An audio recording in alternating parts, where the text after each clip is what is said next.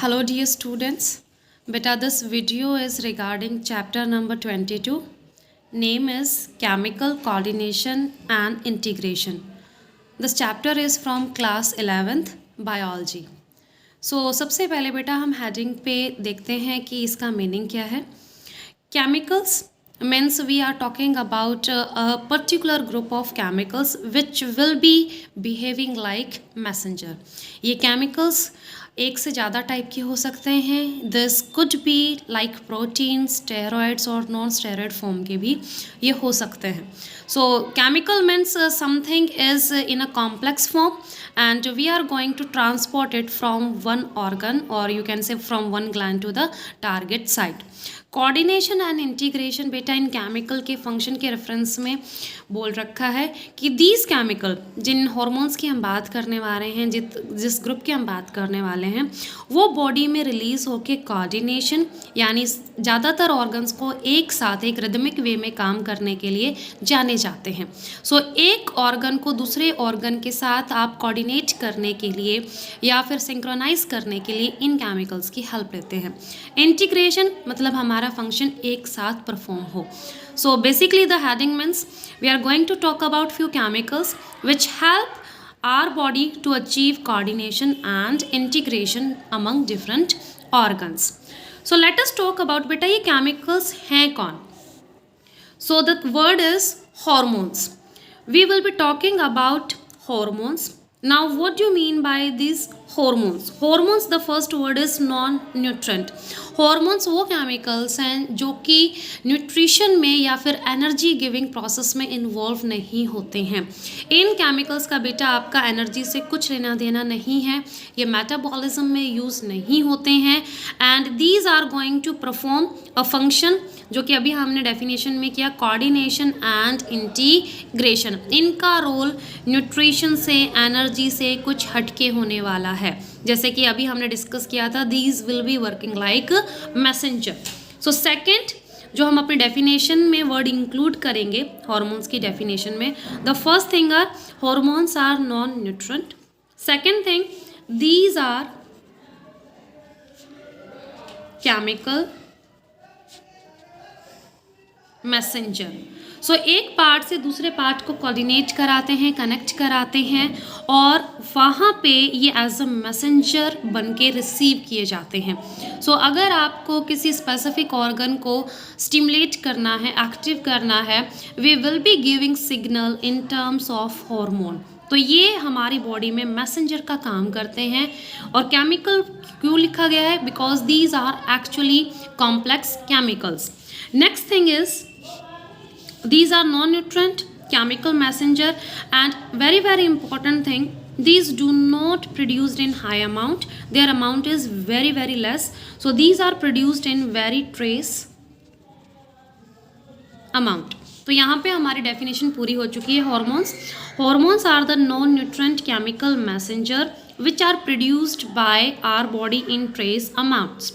Now the thing is, okay, hormone में हमने ये इंपॉर्टेंट पॉइंट्स कर लिए हैं. एग्जाम्पल, किसी भी डेफिनेशन को बेटा हम लास्ट में अकम्प्लिश करते हैं एग्जाम्पल्स के साथ. सपोज एस्ट्रोजन हमारा एक इम्पॉर्टेंट हार्मोन है जो हमने क्लास 10th में किया था गर्ल्स में. Androgen, you can say growth hormone. So all these are example of hormones जो हमारी बॉडी में डिफरेंट टाइप के फंक्शंस को कैरी आउट करते हैं. सेकेंड स्टेप हम आगे चलते हैं बेटा. These hormones are produced by glands. Now what this gland means? Glands आपके बेटा टिश्यूज़ होते हैं स्पेसिफिक जो कि स्पेशलाइज्ड क्यूबॉइडल सेल्स होते हैं. Cuboidal cells are named for their secreting properties. इनमें सिक्रीशन करने की प्रॉपर्टीज़ काफ़ी मॉडिफाइड तरीके से होती है. तो ये बाकी क्यूबॉइडल सेल्स से थोड़े से अलग होते हैं क्योंकि ये क्यूबॉइडल सेल्स अब मॉडिफाई होके ग्लैंड्स में कन्वर्ट हो चुके हैं. Fine. So these are the tissues जो हमारे हॉर्मोन्स प्रोड्यूस करने में हेल्प करते हैं. तो यानी ऐसे टिश्यूज़ को हम क्या बोलते हैं? ग्लैंड्स बोलते हैं. ग्लैंड्स क्या सारे ग्लैंड्स एक ही टाइप के होते हैं? इनमें वेरिएशन होती है. तो किस बेसिस पे होती है? ये हमारा थर्ड टॉपिक है. The first topic was hormone. Second कहाँ से प्रोड्यूस हो रहे हैं? We have seen these are being produced by gland. अब हम थर्ड टॉपिक पे आते हैं, टाइप्स ऑफ ग्लैंड। तो बेटा ग्लैंड्स आप दो बेसिस पे डिवाइड कर सकते हैं। The first thing is organisation.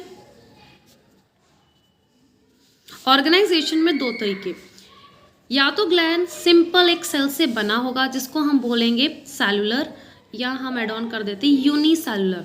एक सिंगल सेल आपका कोई सब्सटेंस अगर रिलीज करता है, हार्मोन रिलीज करता है, कुछ अपने सरफेस पे आके इन्वायरमेंट में रिमूव कर देता है, या फिर हम the proper word is secrete. Cell से अगर कुछ बाहर निकल रहा है तो उसको हम सिक्रीशन बोलते हैं। सो बेटा look at here, I have drawn only a single cell. The best example is goblet sales.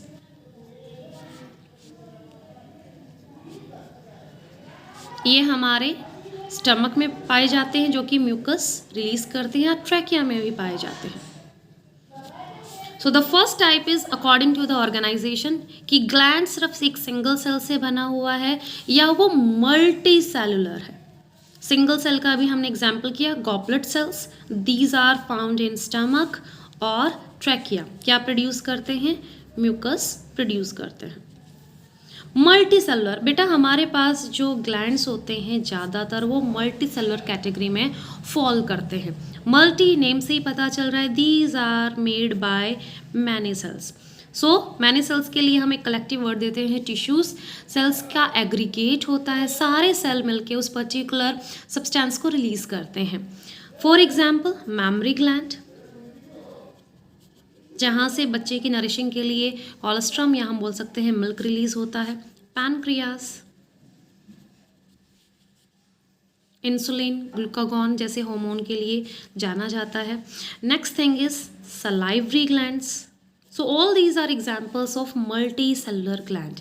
फिर से एक बार रिकैप्चुलेट कर लेते हैं। ग्लैंड्स ऑर्गेनाइजेशन के बेसिस पे दो टाइप के, यूनिसेलुलर सिंगल सेल ही उस चीज़ को प्रोड्यूस करेगा। गॉबलेट सेल म्यूकस प्रोड्यूस करते हैं, स्टमक और ट्रैकिया में पाए जाते हैं। मल्टी सेलुलर के एग्जाम्पल्स हैं memory glands, pancreas, livery glands. यहाँ पे बहुत सारे सेल्स यानी टिश्यू फॉर्म कर लेते हैं और एक साथ उस चीज़ को, जैसे मैमरी ग्लैंड अभी मैंने बताया बेटा कोलेस्ट्रम या हम सिंपल लैंग्वेज में बोले मिल्क को रिलीज़ करते हैं। पैनक्रियास इंसुलिन ग्लूकागॉन जैसे हार्मोन को रिलीज़ करते हैं एंड सलाइवरी ग्लैंड सलाइवा को रिलीज़ करते हैं। तो बेटा ज़रूरी नहीं है हम ग्लैंड्स की बात करें तो हर एक ग्लैंड हार्मोन को ही प्रोड्यूस करे।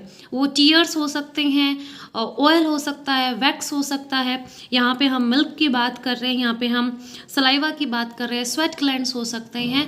So anything which is being released from the cell and comes out of the cell is named as secretion।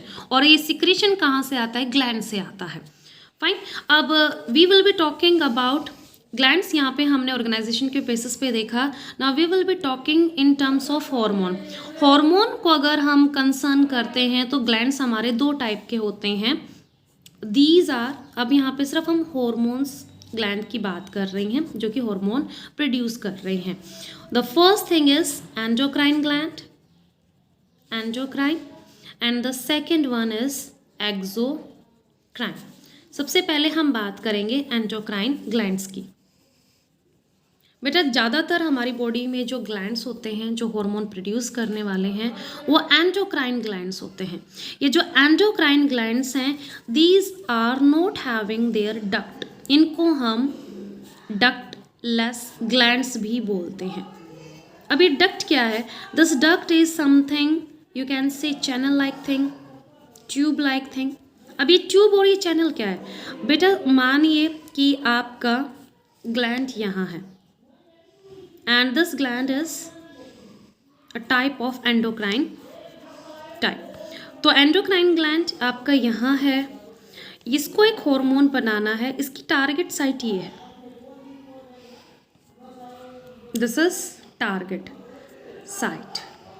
Target site can be tissues और यू कैन से ऑर्गन, जहाँ पे हार्मोन जाके अपना काम करता है या अपना फंक्शन परफॉर्म करता है। फाइन। सो एक हार्मोन जो कि इस ग्लैंड ने प्रोड्यूस किया है उसको बॉडी में बेटा ट्रैवल करके यहाँ तक आना है जहाँ पे उसको मेन अपना रोल प्ले करना है। वो काम यहाँ पे आके करेगा, इस सेल में कोई चेंजेस लेके आएगा या ऑर्गन को कुछ मैसेज देगा। सो दिस पर्टिकुलर साइट, ये सेल्स, टिश्यूज या ऑर्गन आपका क्या कहलाएगा? Target site. मेन हार्मोन का टारगेट कहाँ है? वो कहाँ जाना चाहता है? इस पर्टिकुलर टारगेट साइट पे। क्या करने के लिए? अपना मैसेज लेने के लिए। इसमें कोई चेंज ला सकता है, इसकी फिजियोलॉजी को अल्टर कर सकता है, या इसको किसी केमिकल रिएक्शन में पार्टिसिपेट करने के लिए वो एक्टिव कर सकता है। So these things are named as target site. So look at the distance. हमारी बॉडी में ग्लैंड कहीं और है, टारगेट साइट कहीं और है। सो जब ये एंडोक्राइन ग्लैंड हार्मोन को प्रोड्यूस कर लेते हैं, as I have told you, these are not having any ducts, these are ductless gland। तो बेटा ये हार्मोन टारगेट साइट तक कैसे पहुंचेगा? So the answer will be through the blood.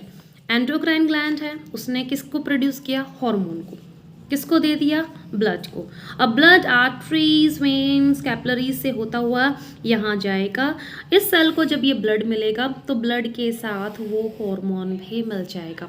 So again I am repeating, endocrine glands are not having any duct, इनके पास channel नहीं होता, ट्यूब नहीं होता, एंड टारगेट साइट इनकी कहीं और है, ग्लैंड कहीं और है। ये हार्मोन को प्रोड्यूस करके ब्लड को दे देते हैं और ब्लड धीरे धीरे जाके टारगेट साइट पे वो हार्मोन डिलीवर कर देता है। So these are not having any physical contact. इन दोनों के बीच में कोई फिजिकल कांटेक्ट नहीं है। किसने हार्मोन बनाया? चैनल में डाला, ट्यूब में डाला, वो ट्यूब टारगेट साइट में जाके ओपन हो रही है और वहाँ उसने हार्मोन को रिलीज कर दिया। Fine. So these are endocrine glands. और बॉडी में हमारे ज़्यादातर ग्लैंड, पिट्यूटरी ग्लैंड है, ये एडर्नल कॉर्टेक्स है, ये हमारे एंडोक्राइन ग्लैंड के जैसे ही बिहेव करते हैं। Next thing is exocrine gland. Exocrine को हम यहाँ पे लिख लेते हैं, exocrine glands.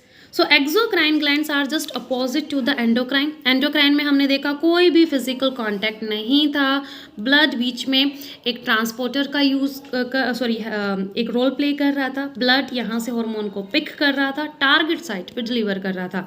Exocrine gland are on the other hand having their particular ducts. इनके पास डक्ट्स होती हैं, यानी आपका जो एक्सोक्राइन ग्लैंड है, एक्सो ग्लैंड मैंने लिखा है, ये इसकी टारगेट साइट, ये दोनों फिजिकली एक दूसरे से कनेक्टेड हैं, ये देखिए।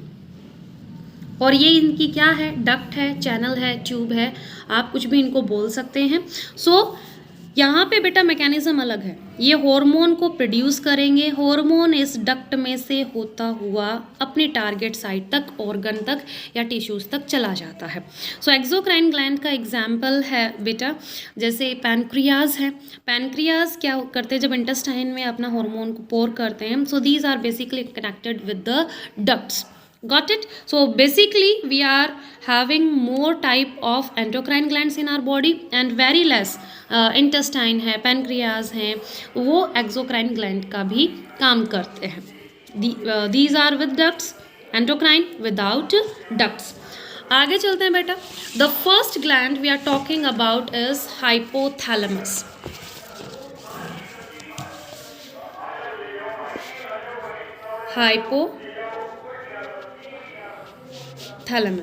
हाइपोथैलेमस बेटा हमारा फर्स्ट ग्लैंड है जिसके बारे में हम डिटेल में अभी करने वाले हैं। See, hypothalamus is a part of our brain. Specifically बोले तो फोर ब्रेन का पार्ट है। सो ब्रेन का अगर पार्ट है बेटा तो इसमें सेल्स तो हमारे न्यूरॉन्स होंगे जो कि इलेक्ट्रिक इम्पल्स यानी इलेक्ट्रिक करंट को प्रोड्यूस करते हैं। So how is it possible कि हाइपोथैलेमस न्यूरॉन को लेके, क्योंकि अभी हमने ग्लैंड की जब डेफिनेशन की थी, I told you that glands are having cuboidal cells. वो कुछ सब्सटेंस बनाते हैं, सरफेस पे रिलीज कर देते हैं, लेकिन यहाँ पे कोई भी न्यूरॉन के अलावा आपको सेल देखने को मिलेगा ही नहीं। So is it very much true that neurons are further modified. इन मॉडिफाइड सेल्स को हम बोलते हैं न्यूक्लियाई। ये न्यूरॉन्स ही हैं, लेकिन जब न्यूरॉन हार्मोन को प्रोड्यूस करने लगते हैं, when these are producing hormones, तो न्यूरॉन्स को हम एक स्पेसिफिक वर्ड देते हैं न्यूक्लियाई। न्यूरोसिक्रीटरी सेल्स होते हैं, ये एक ग्रुप बना लेते हैं, उस ग्रुप को हम बोलते हैं nuclei. when these start producing hormones, in which part? In hypothalamus part. hypothalamus part बेटा पिट्यूटरी को कंट्रोल करता है। पिट्यूटरी हमारा मास्टर ग्लैंड कहलाता है। सो मास्टर ग्लैंड के जो भी हॉर्मोन्स होते हैं वो हाइपोथैलेमस की परमिशन के बिना रिलीज नहीं हो सकते हैं। अभी हम इन दोनों के बीच में कनेक्शन करने वाले हैं। Although most of the important hormones are delivered by pituitary gland, but pituitary gland is under control of hypothalamus. अब यहाँ पे हाइपोथैलेमस दो टाइप के जो हार्मोन प्रोड्यूस करता है उसको देख लेते हैं। So these are the hormones produced by hypothalamus. The first one is releasing hormone, जिसमें आपका गोनेडोट्रोफिन रिलीजिंग हार्मोन का एग्जाम्पल एनसीईआरटी में दे रखा है। The second type is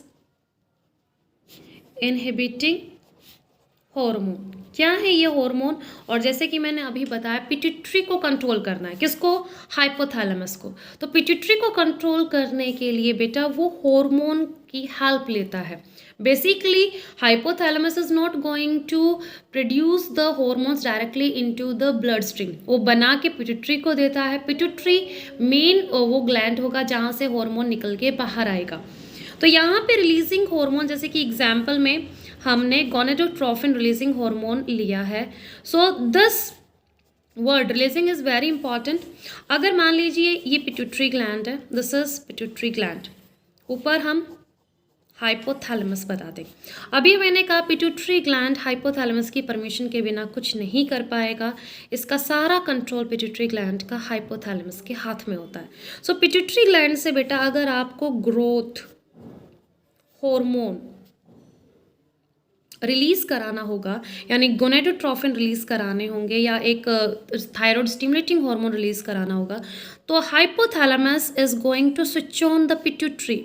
hypothalamus releasing hormone बना के पिट्यूटरी में सेंड करेगा। पिट्यूटरी को ये मैसेज मिलेगा हाइपोथैलेमस क्या चाहता है। सो हाइपोथैलेमस क्या चाहता है कि कोई ग्रोथ हार्मोन नाम का एक पर्टिकुलर हार्मोन पिट्यूटरी को प्रोड्यूस करना है। तो हाइपोथैलेमस ने पिट्यूटरी को मैसेज कैसे भेजा? By producing releasing hormone. Hypothalamus ने वैसा ही रिलीजिंग हार्मोन बनाया, पिट्यूटरी को पास ऑन किया, पिट्यूटरी को मैसेज मिल जाता हाइपोथैलेमस का और वो उस ग्रोथ हार्मोन की प्रोडक्शन को स्टार्ट कर देता है। तो ये देखिए पिट्यूटरी ने खुद प्रोडक्शन को स्टार्ट नहीं किया, किसके कहने पे किया? हाइपोथैलेमस के कहने पे किया। नाउ आफ्टर सम टाइम मान लीजिए ग्रोथ हार्मोन अब आपको स्टॉप करना है, बहुत हो चुका है, अब हमें वो ग्रोथ हार्मोन नहीं चाहिए, तो पिट्यूटरी बेटा आप चाह के भी इस ग्रोथ हार्मोन को नहीं रोक सकता। अगर उसने बनाना हाइपोथैलेमस के कहने पे स्टार्ट किया था तो इसको रोकना भी वो कब स्टार्ट करेगा? जब हाइपोथैलेमस इसको वापस से ऑर्डर दे देगा। तो ग्रोथ हार्मोन को जब स्टॉप करना होगा, किसी हार्मोन की प्रोडक्शन जब स्टॉप करनी होगी, तो again hypothalamus is going to guide the pituitary gland in terms of inhibiting hormone. तो अब हाइपोथैलेमस से पिट्यूटरी के पास क्या आएंगे? Inhibiting hormone message pituitary gland को मिलेगा और जो वो हार्मोन प्रोड्यूस कर रहा था उस पर चेक लग जाता है, वो उसको स्टॉप कर देगा। So this is how pituitary gland is again very under the influence of hypothalamus. Hypothalamus जब इसमें से कोई हार्मोन प्रोड्यूस कराना चाहेगा तो हाइपोथैलेमस क्या बनाएगा? Releasing hormone. जब हाइपोथैलेमस पिट्यूटरी ग्लैंड को किसी हार्मोन को स्टॉप करने के लिए बोलेगा, अब रिक्वायरमेंट नहीं है, तो हाइपोथैलेमस पिट्यूटरी में कौन से हार्मोन भेजेगा? Inhibiting hormone. So these two types of hormones are being produced by hypothalamus. यहाँ पे सोमैटोस्टैटिन का एग्जाम्पल दे रखा है, सोमैटोस्टैटिन जो कि ग्रोथ हार्मोन पे चेक लगाता है। सोमैटोस्टैटिन जब पिट्यूटरी पे पहुँच चुका है तो पिट्यूटरी को क्या मैसेज मिलता है? ग्रोथ हार्मोन अब नहीं बनाना है। गोनेडोट्रोफिन रिलीजिंग हार्मोन जब जाएगा पिट्यूटरी को क्या मैसेज मिलेगा कि गोनेडोट्रोफिन जो हार्मोन है उसको स्टार्ट कर देना है। So these are two examples which are given in our book बेटा। तो वहाँ पे हमें क्या पता चल रहा है कि हाइपोथैलेमस पिट्यूटरी से दूर है, अलग है, लेकिन फिर भी वो पूरा कंट्रोल पिट्यूटरी पे रखता है। टाइम टू टाइम उसको पिट्यूटरी को समझाया जाता है कि कब आपको रिलीजिंग हार्मोन बनाने हैं, कब आपको इनहिबिटिंग हार्मोन बनाने हैं, यानी कब आपको जनरेशन करनी है उस हार्मोन की, कब अपना काम स्टार्ट करना है, कब स्टॉप करना है।